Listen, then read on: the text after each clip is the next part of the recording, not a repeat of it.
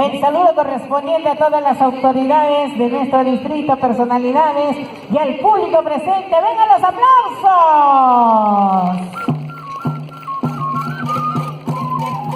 ¡Eso, eso, eso! Esta es solamente presentación de llegada, ¿eh? De llegadita. ¡Feliz con tu Santiaguito!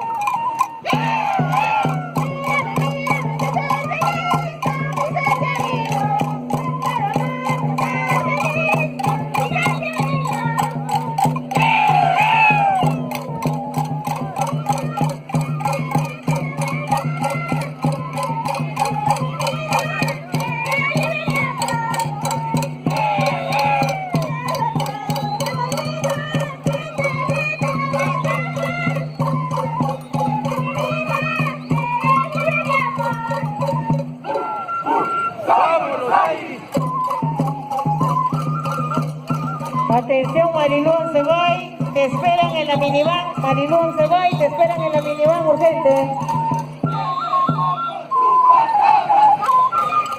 ¿Cómo es eso, chupacabras?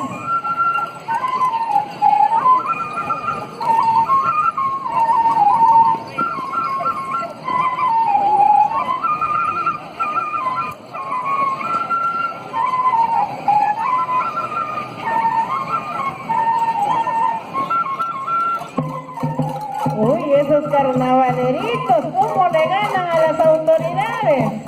Sobre todo al subprefecto.